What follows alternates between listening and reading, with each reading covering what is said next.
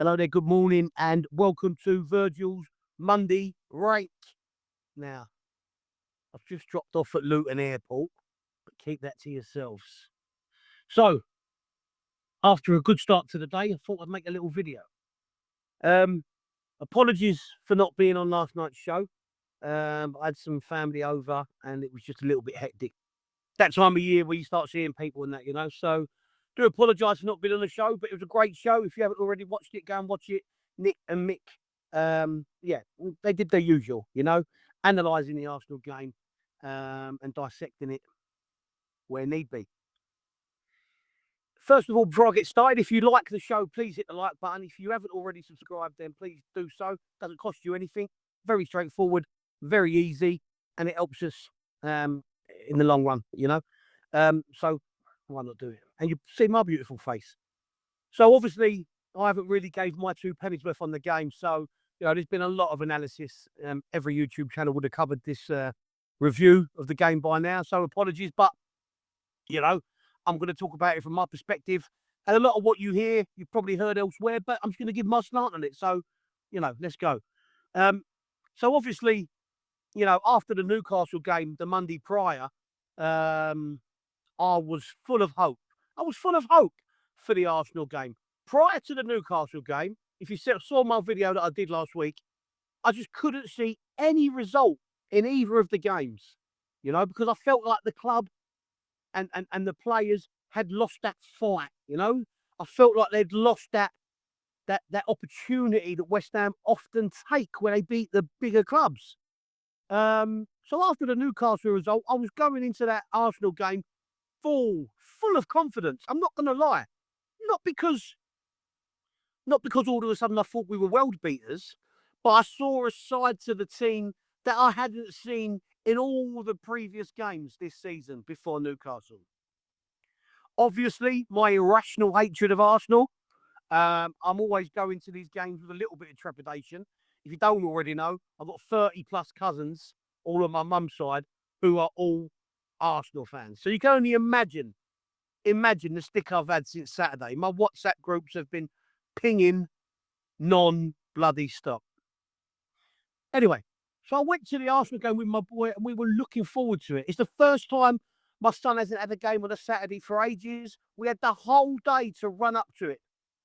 Yeah, we drove down to Roman Road early, had 2 pie, 1 mash each, 17 quid. Bloody couldn't believe it. And then made our way to the stadium. At the stadium, we met people at the Aquatic Centre, which I want to talk about later. But we were doing a little demonstration, if you like, about the loss of concessions. But I'll talk about that after. But I was really looking forward to the game. Same lineup that we lined up against Newcastle with, which was to be the correct decision. You don't change a winning team, really. That's how it should be. But that was it. That was it. The fight was not there. And before we knew it, we were 4-0 down in 36 minutes. 4-0 down in 36 minutes against Arsenal. I was crestfallen, right? And you saw many, many fans leaving the ground, many fans going down to the concourses to have a drink. And people put it on social media, go, West Ham fans leaving again. Ha, ha, ha. What the fuck do you expect? What do you expect? Those fans show loyalty week in, week out. Yeah? Some fans travel the length and breadth of the country just to come to home games.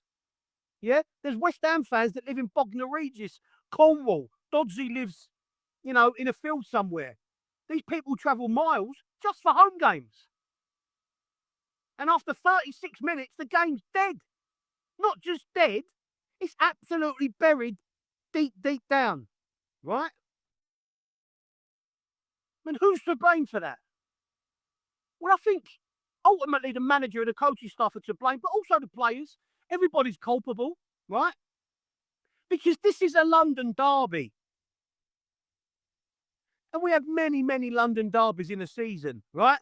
But you've got the London Derby factor. You've got the fucking Declan Rice factor. You've got the fact that Arsenal fans, I'm not going to lie, I don't care who sees this, Arsenal fans are a different breed of numpty. Yeah? They're a different breed of numpty.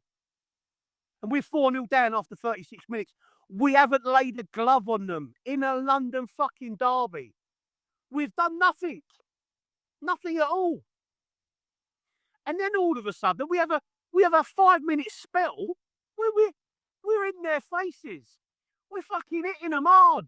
We're taking the game to them. We've reverted to type, which is we can have all the flamboyant players in the world, right? But if you don't have desire and fight and passion, you don't have fuck all. And those players, for that short space of time when we got it back to 4-2, showed me and surely showed themselves, and more importantly, the management team, that that's how we have to play. We have to play on the front foot. We have to put tackles in. We cannot afford to stand off the teams.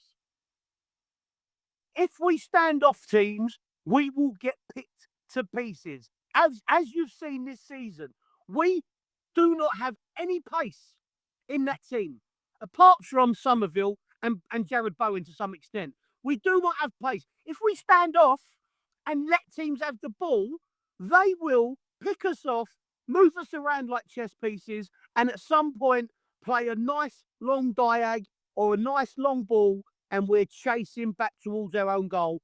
And most of our players, I'm not being horrible, they look like they're running through treacle when they're running back towards their own goal. I'm not saying I'm the fastest greyhound in the race, but you know what I mean. We have to play with the ball. We have to be on the front foot. We have players who need to be on the ball. That, I'm going to be honest with you, defensively, many of our players are quite inept. Right? People ain't going to like this, but Paqueta, defensively, he's inept. Right? He don't want to be chasing back towards his own goal constantly. You know, it was a lazy tackle that he done on Saka for the penalty. He gave away a ball cheaply for their third. I'm not blaming him particularly, but I'm just using him as an example. He don't want to be defending all of the fucking time. So we need to be on the front foot, take the game to teams, have the ball at our feet.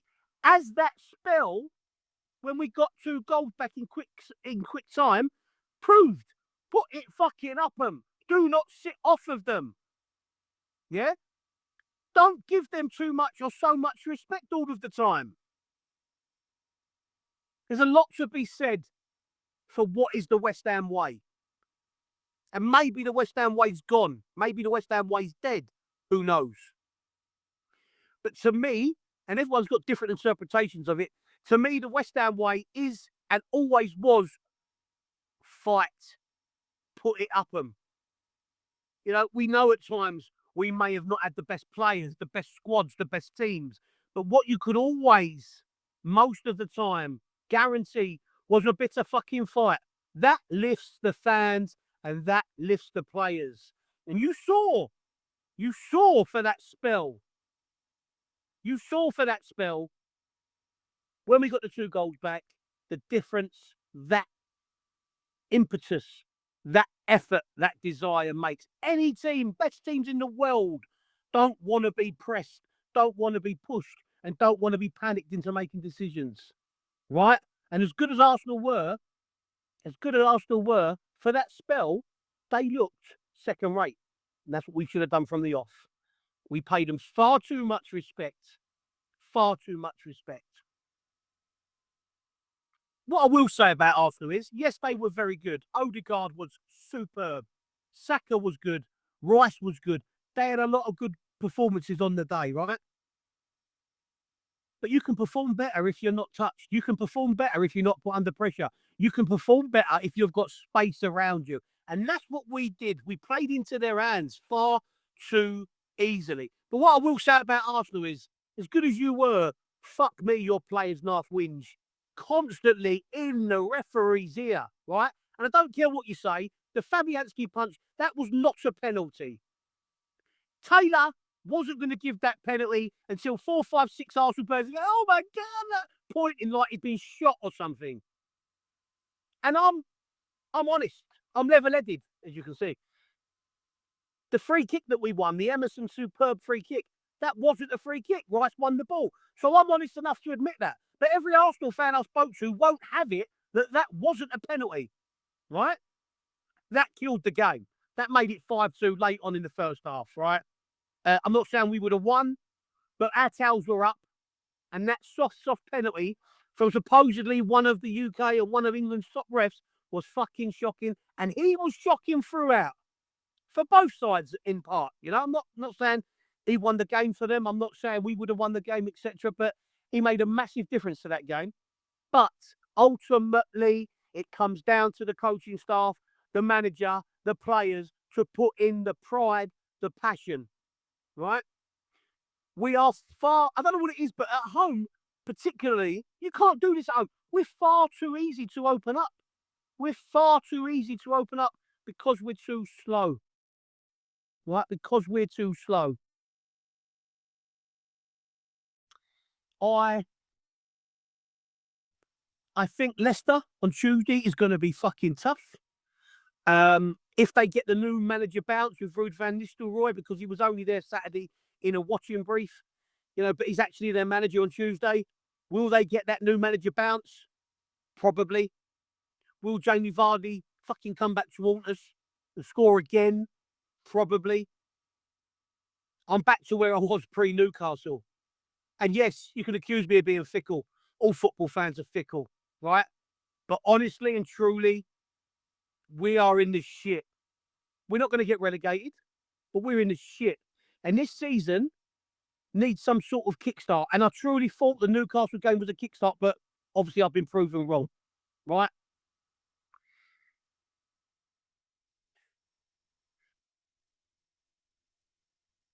I think, like I said before, a massive change is needed, and I don't know what it is. Yeah. The stadium's a joke. You know, every time we play Arsenal now, there's Arsenal fans everywhere. It was all kicking off in the stadium. The way the tickets are sold is fucking shocking. People buying season tickets and selling them game by game to other teams' fans. They're not, it's just fucking ridiculous, mate. It's a shower of shit. It really is. It's it's hard to watch. It's hard to see. Like I said in my video last week, I'm struggling with going there. And I never thought I'd say that. So for me, the game was a shit show from start to finish. The only is there any positives to take from it? I'd say Wan-Bissaka was good again. Yeah, I'd say Wan-Bissaka was good again, particularly going forward. I mean, look, it's hard to give player ratings in the 5-2, innit? But let's go. Fabianski, 5. You know, he let 5 goals in before half time. Were any of them his fault? No. All right, the penalty he gave away, which I don't think was a penalty. Emerson was shocking. All right, he scored a great free kick, but he kept letting Saka cut back in onto his left foot, which you know he's going to do. He never did anything about it. So I'm going to give Emerson a 4. Wan-Bissaka gets a 6, another goal. Thought he was better. I thought he was one of the better players we had on the pitch by far. I'll give him a 6. Kilman was exposed time and time again. I'll give him a 4. Tadibo, I don't really know what he did. He was just there. I don't know what I don't know. He was just there in body. That's about it. I'll give him a 5. Soucek, 4, non-existent. Paqueta, 4, gave away the penalty, gave away the ball far too cheaply. And people will say, I know Nick says it, yeah, but when you're a flair player, you've got to expect a little bit of that and that. I get it.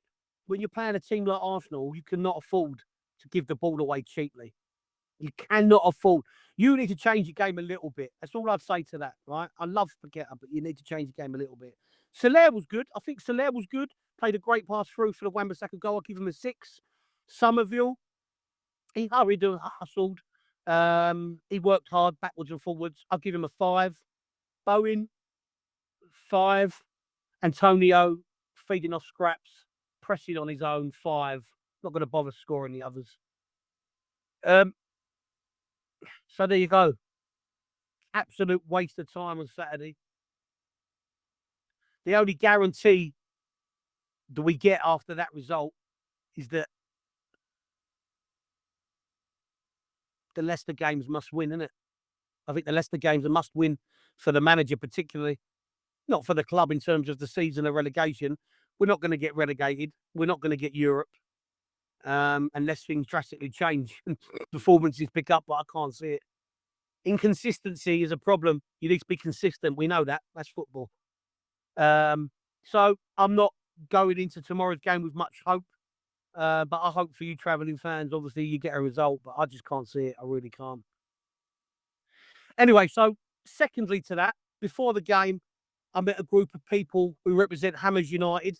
If you haven't heard of them, follow them on Twitter, etc. But we were doing a little demonstration outside the Aquatic Centre in regards to the loss of concessions next season. Very important, people. It's very important. Whether you go anymore or not, you need to sign their petition to protect your fellow fans who do go. Because as of next season, there will be no concessions for the elderly, for the young, or for the disabled, apparently. And everybody will have a blanket fee per match to pay. So go and follow Hammers United. It's very important you do so. Sign the petition and stop this club turning their back on loyal fans like you and me, right? Because that's what they're trying to do. They're trying to price us out. They don't need us. They want tourists. No disrespect to tourists. When I go abroad, I go and watch a game. But this club want tourists because the tourist pays inflated prices for the match tickets and then goes and spends £200 every game in the club shop. Whereas when you go regularly, I go to the club shop maybe once, twice a season for my son, right? Not because I'm a tight ass, but just because, don't need to go every week. So you need to follow Hammers United, follow Nigel Khan on at my WHUFC, at my WHUFC. He has all the details on there as well. Hammers United as well. Follow, sign a petition, and let's fucking protect our fellow fans. And this is not just West Ham. This is a nationwide problem that's occurring. Man United fans demonstrated at the weekend as well. So it's very important that you do this to protect the DNA of football, which is loyal fans. Anyway, I'm going to go. If you've liked the show, please hit the like button. Don't forget to follow and subscribe to our YouTube channel, totally free. And thanks for watching. Adios.